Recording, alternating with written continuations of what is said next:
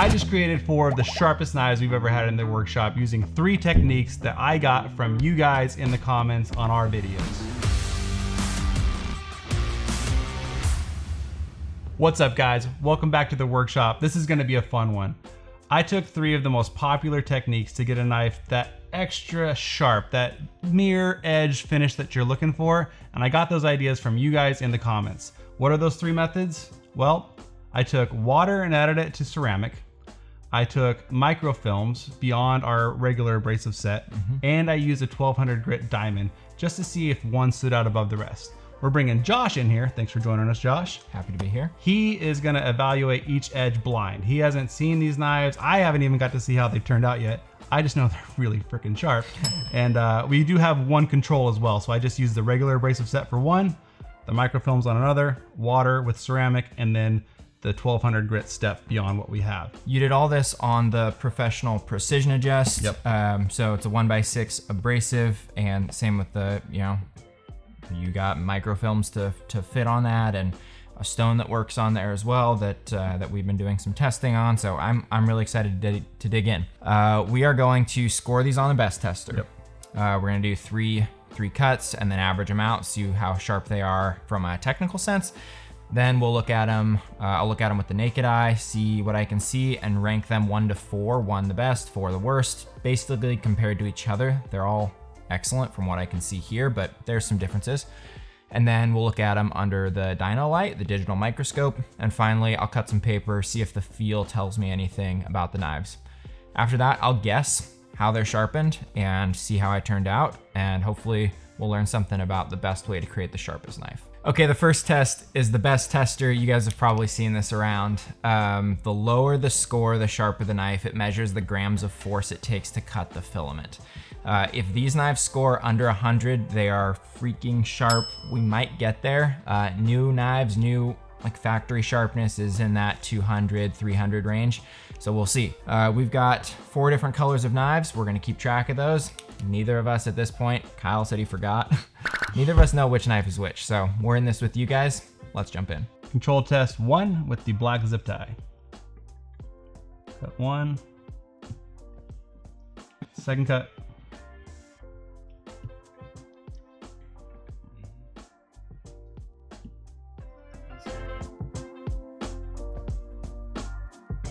Blue wire, cut number 1.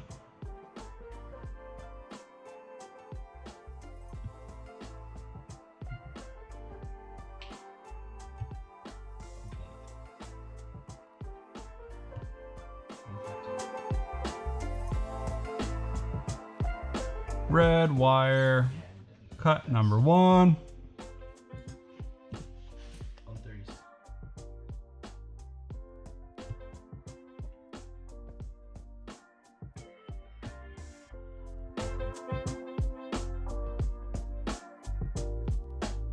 Amber, first cut.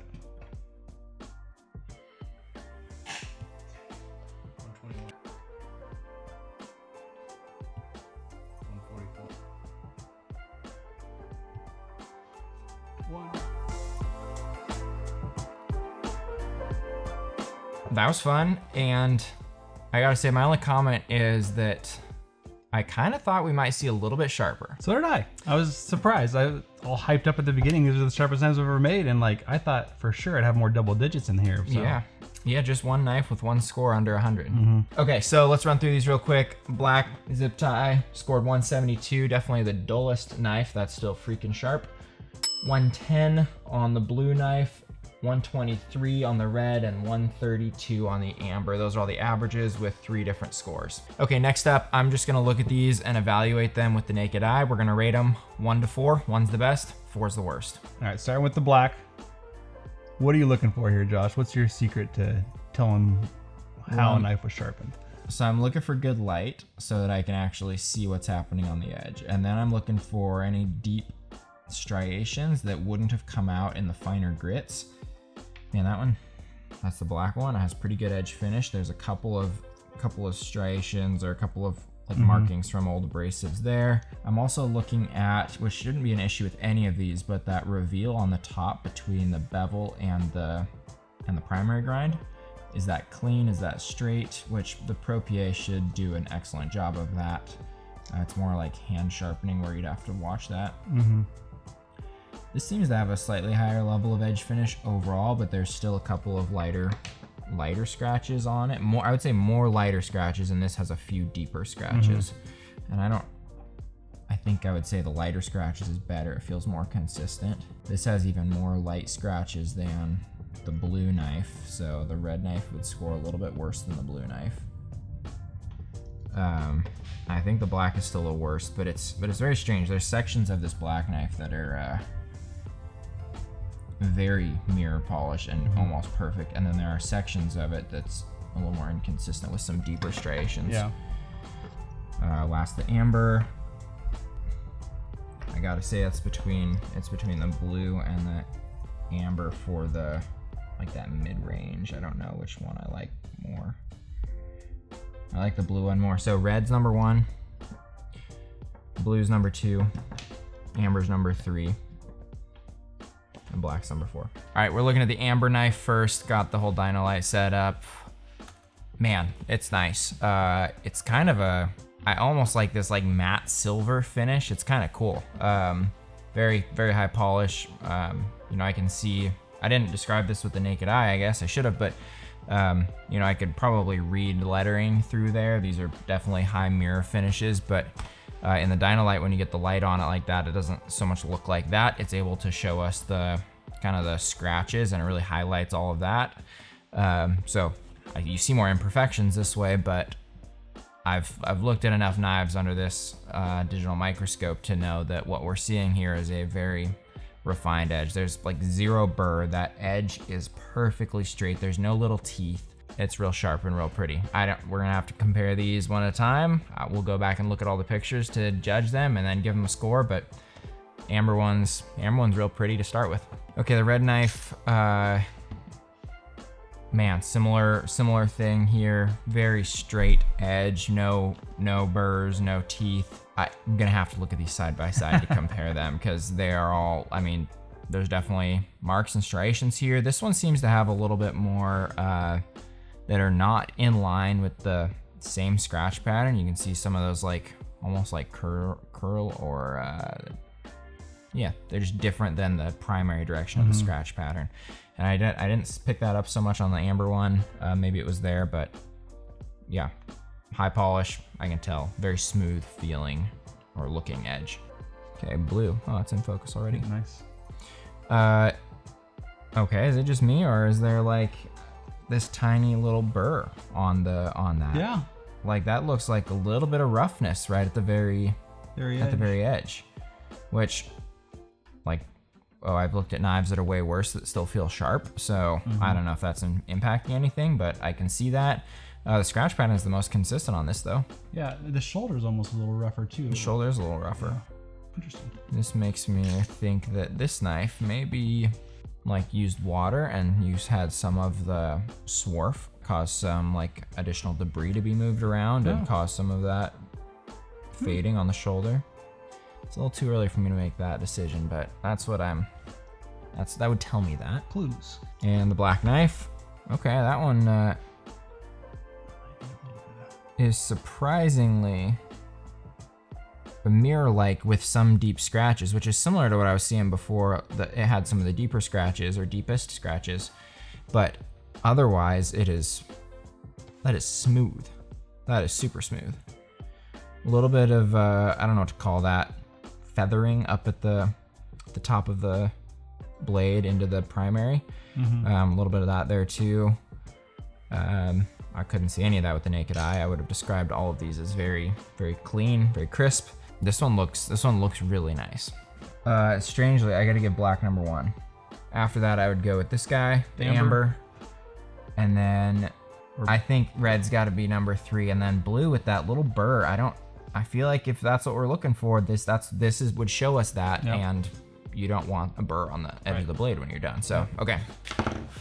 That is almost completely opposite. Of your eye test, naked eye? Black is opposite. Blue is basic. Blue is almost opposite. Amber's flip-flopped. That's very strange. So it's clear you don't know what you're talking about. That's one way to interpret the data.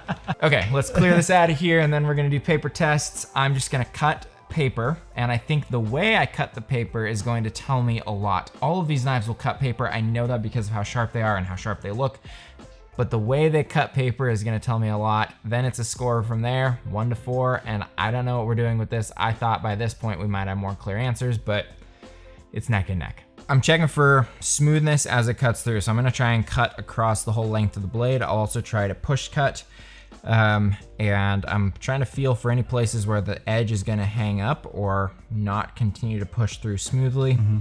That would tell me if there's any spots, but also like, there's something about the sound and the feel. It's hard to convey on the camera. Maybe I'll cut up by the mic here and see if you guys can hear any difference, but a little subjective, but I'm going with what I know.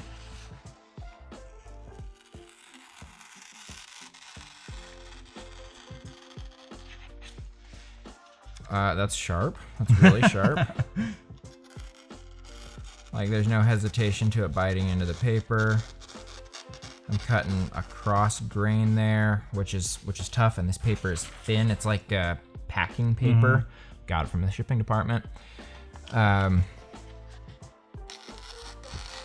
Cut straight into it. That is. These are gonna be tough, dude. They're all so That's sharp. super sharp.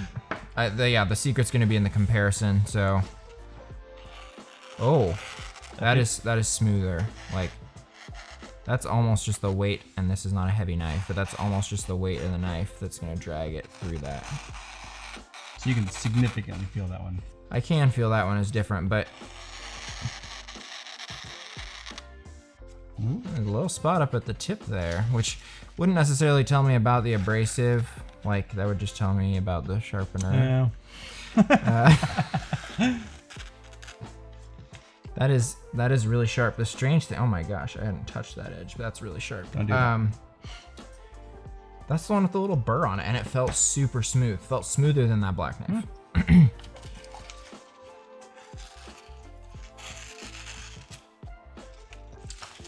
In some ways smoother, but like a couple of catch points on this, the red one.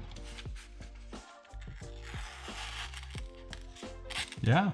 So it's see that. worth catching. Oh, but like even as I ran that back, it kind of skipped, but it was super smooth. Like it's so sharp, it's not sharp, which is not really a thing, but I don't know.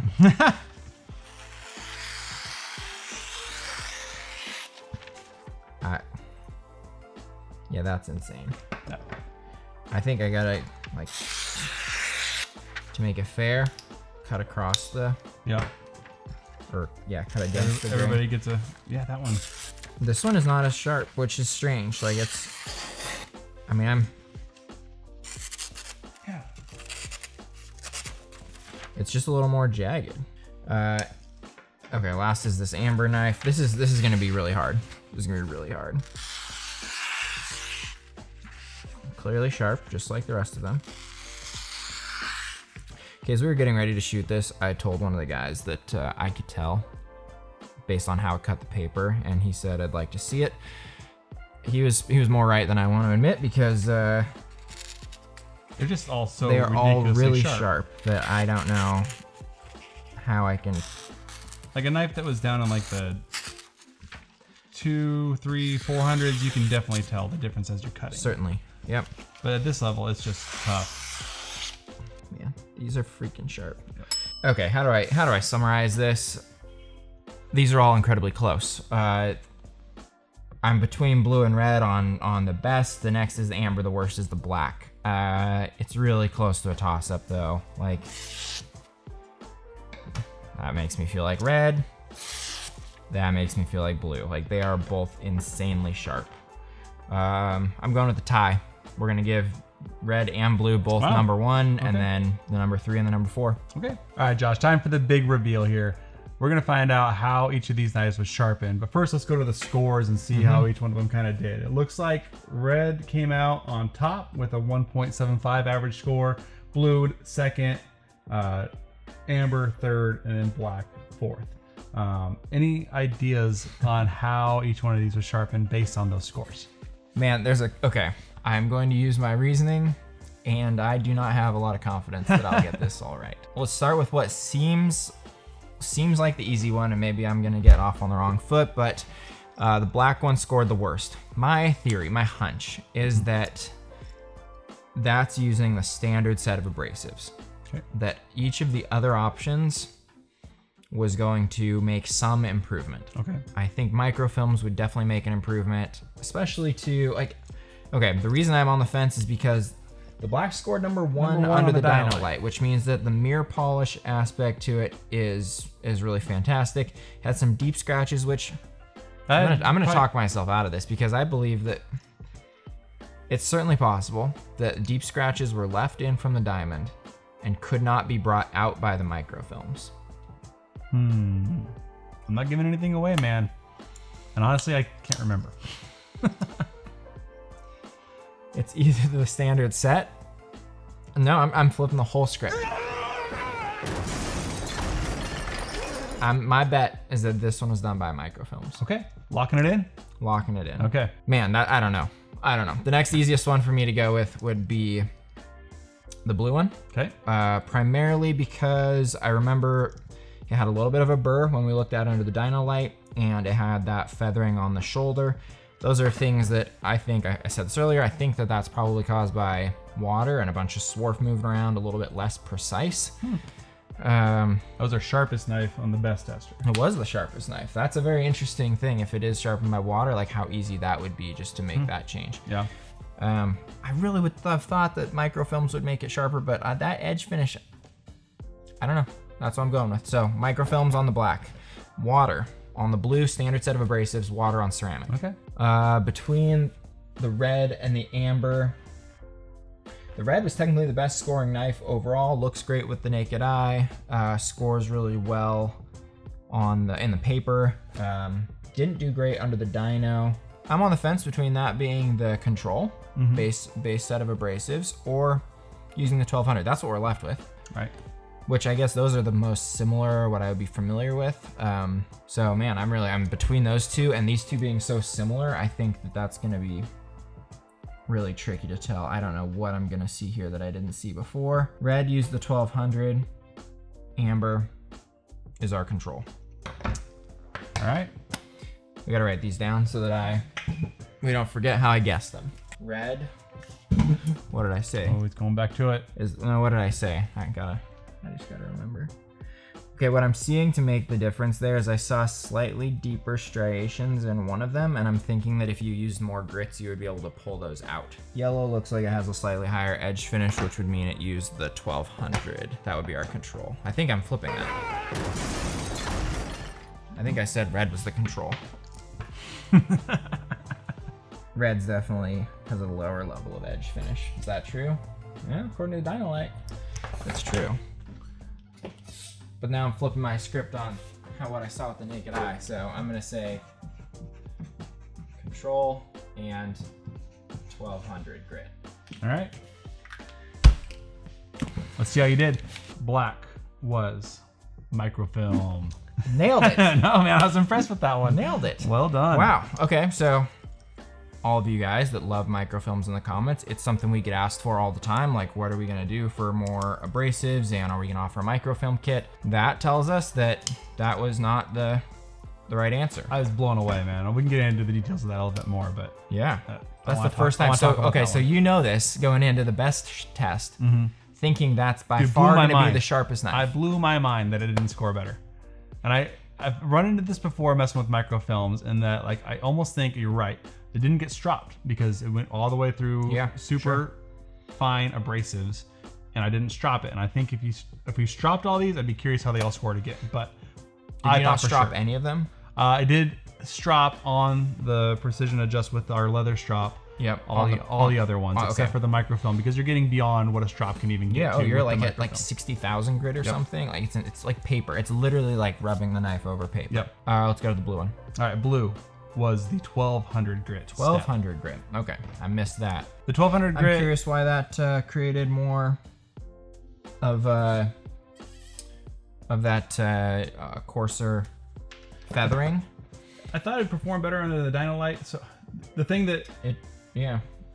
needs to be said for all of these is that we went from every abrasive in the set. So starting from 220 Yep. and going all the way through and putting them all at a 20-degree angle. So Yep. there was some reprofiling involved, which required starting at the coarsest grit. Doing that causes some deeper striations that are harder to get out. If I'd have jumped in and just put the same profile on these knives at like a 400 grit, we wouldn't have those deep striations that I'm trying to erase. So, and I also tried to limit the amount of time I spent on all of them to be about the same, to where that was also a control. Right. If I spent more time on these, I probably could have got a more polished edge. I probably could have gotten some of those deeper striations out, but I wanted to keep it same as best we could. Yep. So how long did you spend on each of them, do you think? I probably gave every one of them at least an hour of my time of like really just trying to go through, reprofile, and get down to a nice edge. So it's not a matter of someone thinking like, oh yeah, well, if I just spent more time on that, I could definitely do better. Like, sure, you probably could, but like that's an hour's worth of time on each one to make sure you're going through reprofiling, which, you know, that adds probably 15 minutes or more to the process just to set that. And then I guess it adds even more because you have to go erase every step of that. Yep. And so, whereas if you were coming in, you knew the angle, which you can find, you come in at 400, 600, something like that, you could be in and out of a knife sharpening in 20 minutes and get these results. But for consistency, for you guys, we go the extra mile. Red, standard abrasives. All right. Hey, I got it. Yep. Nice. Okay, that should be the most familiar for me to look at and judge. Obviously, it was a toss-up between these two. Yep. I'll take a win. Yep. You got it, man. You got two of them. That's pretty darn impressive. Yeah. Okay. And then that means that water was used on the amber. Yeah, that's correct. And the amber, well, that's not what I guessed, but process of elimination. That scored well. It improved the score. It actually didn't improve the score over the. Now I'm getting thrown off. So this is water, and this was 1200. Yep. So technically, water did not improve the results. No. That seems strange to me. Where would it have done better? It literally didn't do better than the control in any category, except for under the dyno light, it looked slightly better, and I remember that was kind of a toss-up. Yep. I'll say this for it. It got me to a polished edge faster than it felt like when I was just using the ceramic. Yeah. So it was a quicker way to get that polished edge that we were trying to go for. And I probably could have spent more time with it. And I think if you reach a point where you can't get any more polish just using the ceramic. Yep. With the water, I think if you kept at it, you could probably get a little bit more shine at it. But gotcha. But I wasn't gonna keep going any longer. Okay, quick summary. Microfilms didn't do anything except for made it look better under the dyno light.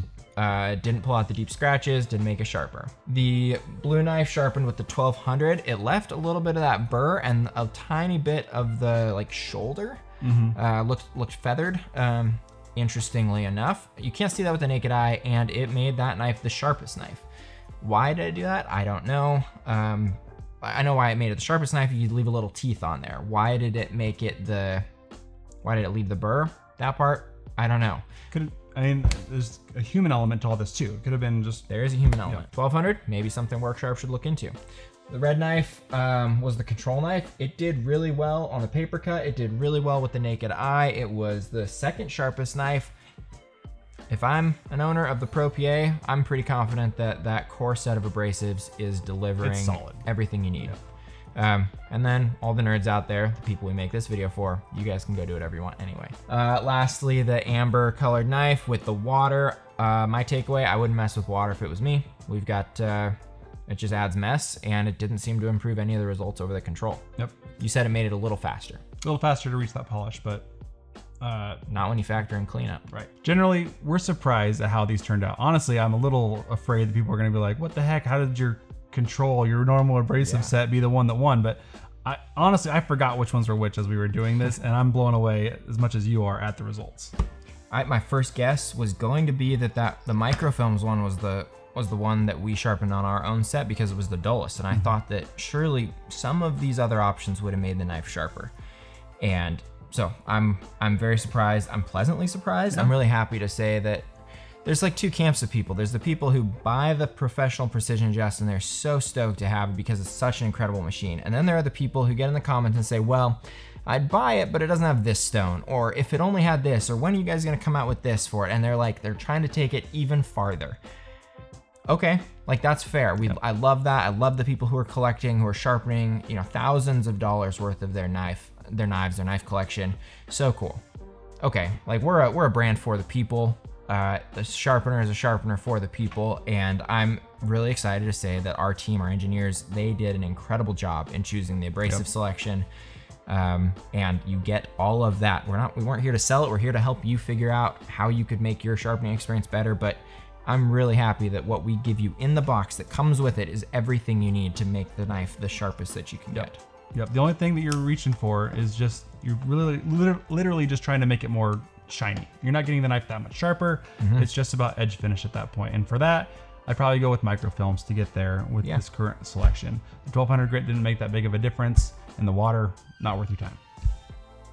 Thanks you guys for watching. Really fun making this stuff. Leave a comment with what we missed, what you want to see. We will seriously do another hour-long video just for you guys because we love doing it. Thanks for watching, guys.